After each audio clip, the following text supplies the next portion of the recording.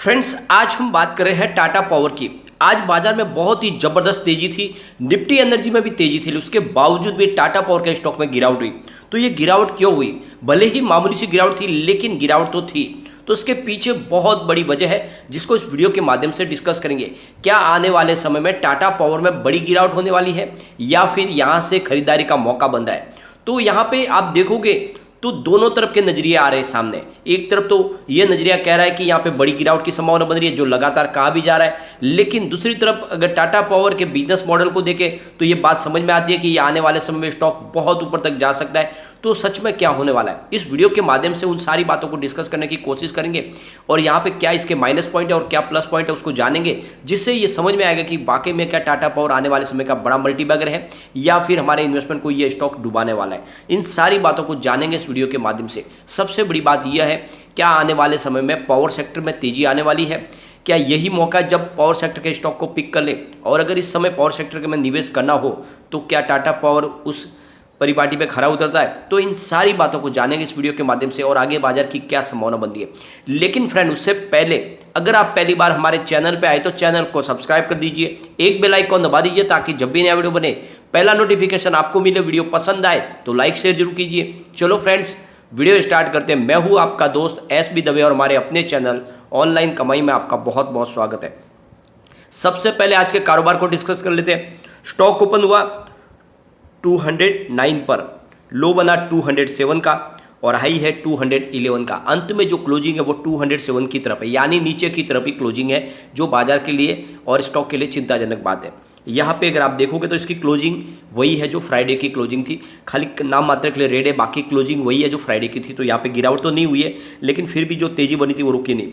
यहाँ पे अगर हम निफ्टी एनर्जी की बात करें तो 24,238 के स्तर पर क्लोजिंग नहीं, जहाँ पे 216 पॉइंट की शानदार तेजी थी, यानी 0.90% अप था निफ्टी एनर्जी, 1% की तेजी थी और इसका फायदा टाटा पावर को देखने को नहीं मिला। अगर हम इसके वॉल्यूम को देखें तो आज BSE में 81 लाख का वॉल्यूम हुआ, सामने 2,23,000 की डिलीवरी उठाएगी। डिलीवरी का परसेंटेज 27.60% है। NSE की अगर हम बात करें तो NSE में आज करीब 1,85,26,000 का वॉल्यूम हुआ और सामने 35,35,000 की डिलीवरी उठाएगी और डिलीवरी का परसेंटेज 19.08% है। यहाँ पे इसके वॉल्यूम को अगर एनालिस करें तो पिछले एक महीने पहले इसका 2 करोड़ का वॉल्यूम था, 1 वीक पहले 3 करोड़ का वॉल्यूम हुआ था, फ्राइडे को 2 करोड़ का वॉल्यूम हुआ और आज भी 2 करोड़ का वॉल्यूम है। तो लगभग एक जैसे ही वॉल्यूम में कामकाज हो रहा है, जो स्टॉक की स्टेबिलिटी को दिखाता है कि स्टॉक काफ़ी मजबूत है और यहाँ पे उठा पटक नहीं है बिल्कुल, जो अच्छी बात है स्टॉक के लिए। 118 इसका 52 वीक का लो है, 298 52 वीक का ये फिलहाल स्टॉक 208 पर है। अब यहाँ पे जो गिरावट हुई उसके पीछे सबसे बड़ी वजह है मॉर्गन स्टैनली का बयान। अब मॉर्गन स्टैनली ने इसके टारगेट को घटा दिया है। उनका कहना है कि यहाँ पे आने वाले समय में और गिरावट देखने को मिलेगी और इसी ने पूरा सेंटीमेंट बाजार का बिगाड़ा और इस वजह से आज हमें गिरावट देखने को मिली। और ये इनका जो बयान आया वो बाजार के बीच में शुरू में आया और इसी वजह से आपने देखा होगा तो दबाव बन गया। जो इन्होंने टारगेट पहले दिया था 244 का था, उसको घटा के 175 कर लिया है और उनका कहना है कि आने वाले फाइनेंशियल ईयर 2023 से 24 के अंदर इनके कारोबार में दबाव दिखाई देगा और लगातार जो इनकी अर्निंग है वो उस पर इफेक्ट हो सकता है और इस वजह से उन्होंने इसकी प्राइस को नीचे ला दिया है और इसी वजह से आज पूरा का पूरा सेंटीमेंट बिगड़ा। तो ये जो होता है बार बार, जिस तरह से इस यहाँ पे टारगेट सेल के दिए जाते हैं उसी वजह से पूरा सेंटीमेंट बिगड़ता है। लेकिन अगर आप देखोगे अच्छे से तो ये कंपनी बहुत मजबूती से अपने कारोबार को लगातार आगे बढ़ा रही है और लगातार बहुत सारे बिजनेस के नए अपडेट आ रहे हैं। उसके बावजूद भी इसकी प्राइस को नीचे दिखाना इस बात का सबूत है कि जानबूझ के इसकी प्राइस को नीचे लाने की संभावना तलाशी जाती है ताकि डिप में खरीदारी कर सके और आने वाले समय में अच्छा खासा मोटा मुनाफा कमाया जाए और यही स्ट्रेटेजी के तहत काम हो रहा है। वरना अगर आप देखोगे तो टाटा पावर बहुत ही मजबूती से अपने कारोबार को आगे बढ़ा रही है। ऑलरेडी हमने उस न्यूज़ को कवर भी किया है, जहां पे आप देखोगे तो इन्होंने एक 101.6 मेगावाट का एक बड़ा सोलर प्रोजेक्ट इनके हाथ लगाए और ये जो सोलर प्रोजेक्ट है यह पानी के ऊपर सेट किया जाएगा फाउंडेशन बना के और ये केरला में ये प्रोजेक्ट है और ये 350 एकड़ वाटर के ऊपर ये पूरा इंस्टॉल किया जाएगा। ये हिंदुस्तान में सबसे पहला और सबसे बड़ा प्रोजेक्ट है। ऐसा प्रोजेक्ट आज तक नहीं हुआ हिंदुस्तान में। तो आप समझ सकते हो कि इनका कारोबार कितना तेज़ी से आगे बढ़ रहा है इस सेक्टर में। ये ग्रीन एनर्जी के सेक्टर में बहुत तेज़ी से आगे बढ़ रहे हैं। तो क्या आने वाले समय में इनके रेवेन्यू में बढ़ोतरी नहीं होगी?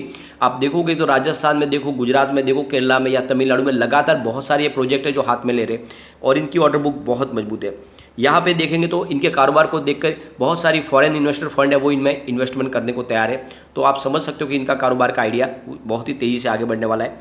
यहाँ पे सिर्फ कंपनी जो है वो आपको देखेंगे तो क्या सोलर पावर पे काम नहीं करती, लेकिन ईवी चार्जिंग के ऊपर भी कंपनी काम करी है और ईवी चार्जिंग के लिए लगातार पूरे हिंदुस्तान में उनका कारोबार आगे बढ़ रहा है। आप देखोगे तो अभी जो लेटेस्ट अपडेट आई है उनके हिसाब से 150 ईवी चार्जिंग इन्होंने मुंबई में लगा दी है। यानी अगर आप देखोगे तो लगातार इनका कामकाज बढ़ रहा है और हर जगह पे ईवी चार्जिंग इंस्टॉल किए जा रहे हैं, जिससे जल्द से जल्द लोगों को ईवी चार्जिंग करने की सुविधा मिले।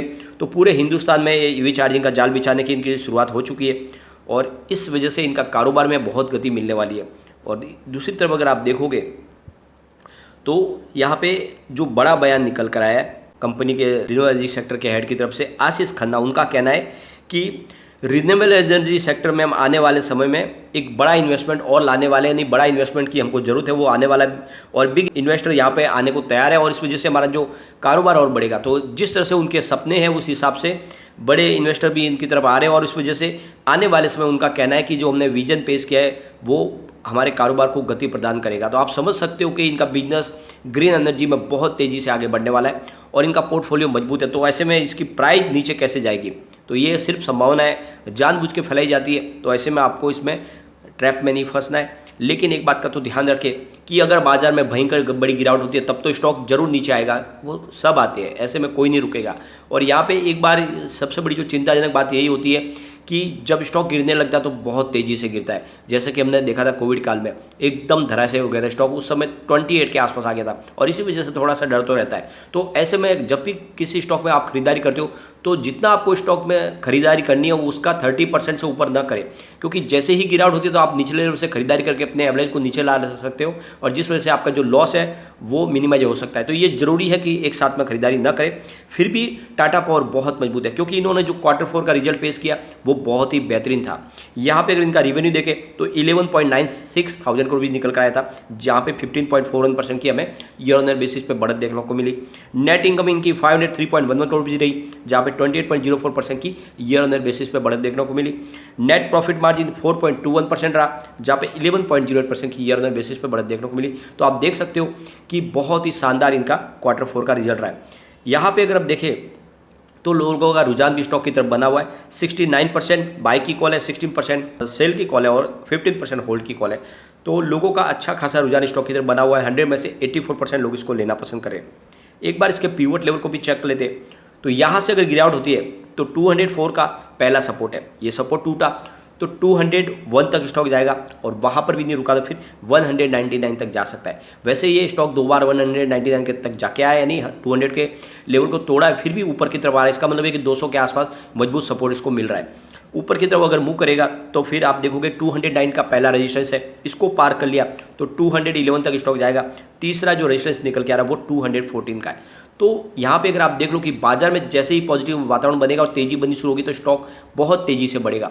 वैसे अगर आप 3 साल के स्टॉक को होल्ड करते हो तो मुझे लगता है कि ये 1000 को टच कर सकता है, लेकिन इस बात से भी इनकार नहीं किया जा सकता कि अगर बाजार में और बड़ी भयंकर गिरावट होती है तो स्टॉक की प्राइस 100 से भी नीचे जा सकती है। इसका भी आपको ध्यान रखना है क्योंकि ऐसा पहले हो चुका है, लेकिन ऐसी संभावना बहुत कम है और स्टॉक के ऊपर जाने की संभावना ज़्यादा है। तो ऐसे में ऐसे अच्छे स्टॉक में आपको निवेश करना ही चाहिए जो आने वाले समय आपको मालामाल कर दे। लेकिन फ्रेंड, कोई भी इन्वेस्टमेंट करने से पहले अपने फाइनेंशियल एडवाइजर से बारे में ले लें या अपना खुद का रिसर्च करें, क्योंकि मैंने वीडियो आपके एजुकेशनल पर्पज़ के लिए ही बनाया। वीडियो पसंद आए तो लाइक शेयर जरूर कीजिए और चैनल को सब्सक्राइब कर दीजिए। Thank you friend.